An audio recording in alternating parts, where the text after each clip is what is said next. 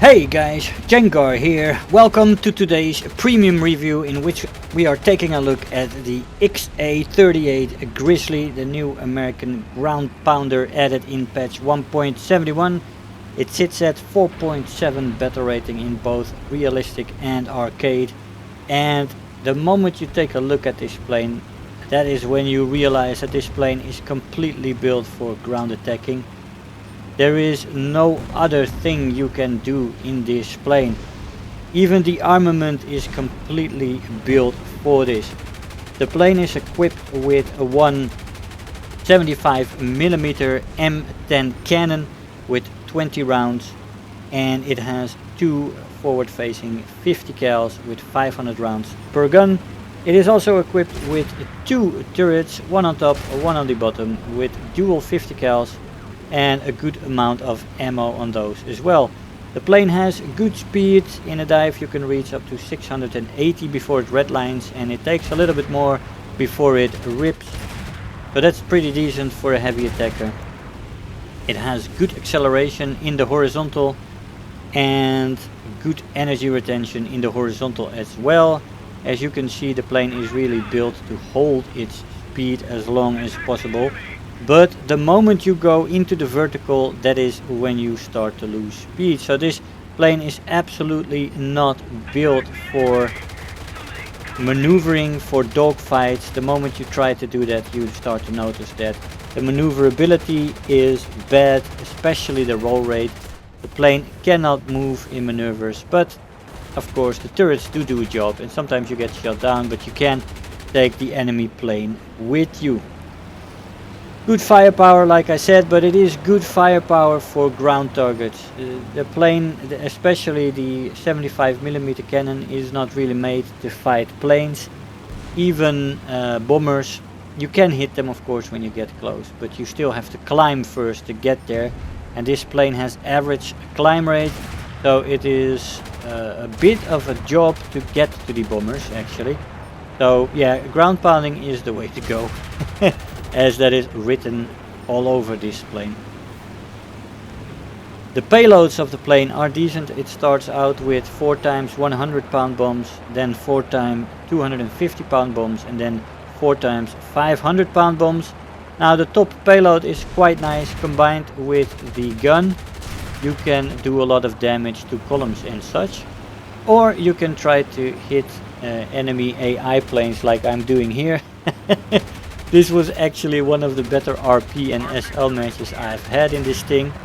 Of course the rewards are very nice because it's a premium plane, but on this map you have this big AI contingent that goes after our fleet, and that is very nice to get for this plane, especially if you're grinding the American tree.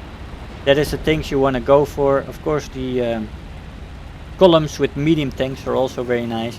The 75mm cannon can definitely catch them every time when you attack them from behind, and often as well from the sides and the front. But yeah, good gun, and the bombs also can be very effective. You do have to keep in mind that the outer bombs fall first as a duo in RB, and then the inner set falls as a duo.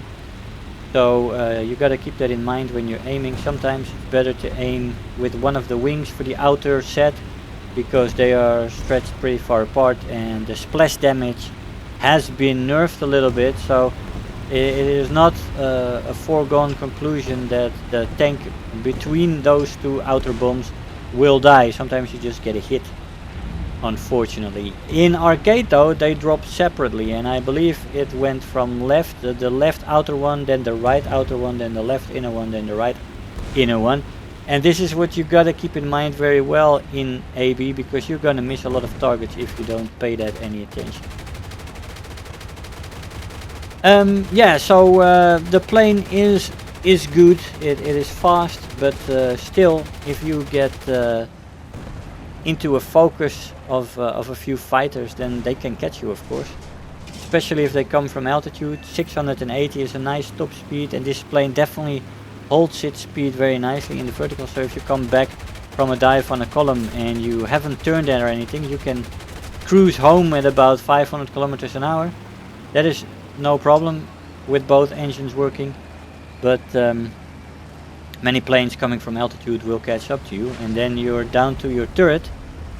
And that's fine when there's one person below you, but what I've noticed in this plane is that it's very prone to engine and fuel tank fires.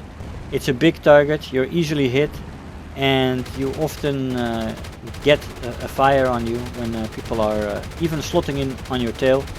It often happens that you catch them and they catch you, but it also happens that yeah, you get killed. It is the way of the ground attacker, I guess. It doesn't really it's not really this plane's fault, let's say, that you get into trouble. People are looking for it. Some people don't care that they lose their altitude to get 1 or 2 ground attackers, and yeah, those people are really coming after you from the start of the match. So yeah, but some planes really take the damage really well. This one, not particularly. It's not too sturdy. It can take a few hits if you're lucky, without a fire, but it always takes damage. That sometimes already impedes the flight model, or for example an engine that dies quickly. But yeah, so the only defense you really have, due to the bad maneuverability and the bad roll rate, the moment you go into the vertical you lose a lot of speed and you're caught very quickly in a dogfight. The only real defense that you have is flying straight, get into your gunner and shoot them down before they shoot you down. That is the best defense.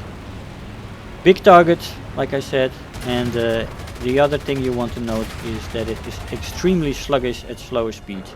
So you do want to keep it as fast as possible, and but thanks to the good acceleration you can keep it pretty fast if you pay it attention and don't make too many turns. And in that way you can get people behind you, you can force them behind you. And when you practice the dual 50 cals, they can be quite lethal. There's also not an annoying dead zone or something where you can't get your gunner.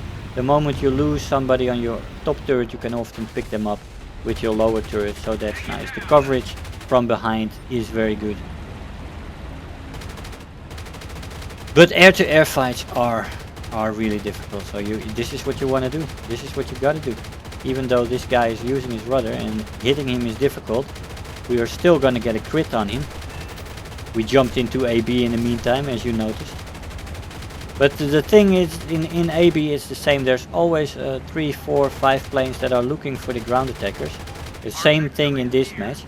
And the fact that I hold my speed this well and I basically force this guy down. He was actually going down, he was forcing a head-on with those other guys who actually get the kill, unfortunately, but it was already a dying plane, so had there not been any allies, he would have been mine. The 500-pound bombs make short work of the destroyers if you get them well on target. There I didn't throw them well enough in front of his flight path, so he sailed away and my 3-second delay didn't help me there, so I got only a hit on him. And I was gonna try the cannon, the 75mm cannon on this boat to see if it would do anything, but it's just giving me hits, unfortunately. So you can't kill destroyers with the 75mm cannon, as far as I've experienced. Maybe I missed a compartment or something. I don't know. But the bombs work better on these things. The cannon does work, of course, on the landing craft, on which they are very effective, but you got to spend some time in the plane to get the lead completely right. As you see, it does have a drop off on the longer ranges, so it's more effective on closer range, but that also brings you closer to the ground, and then that's something you want to look at again. Now, as you see, we're holding our speed quite nicely as we're in a shallow climb with the plane at the moment, and we're holding around 450. That's quite decent. It's a showcase of the energy retention, as we were slowly climbing already, not even in a straight line there. Pretty nice. But here I have one of those moments with the splash damage. So I was pretty decently on target there, but the drop range, if you drop your outer right bomb and you are in the center, then it comes a little bit to the right of the pillbox, and you get hits that way a lot. And we almost shoot that guy with the 75 cannon. Unfortunately, we only got a hit as those two guys crash into each other, which is a good thing. Gives me a little bit more time for the ground pounding. First bomb. Yeah, we get a hit. We get a hit there. This one is also a little bit off target. As you're trying to avoid incoming planes, you try to throw your bombs quickly. It's always hectic. It's a nice kind of action in this plane.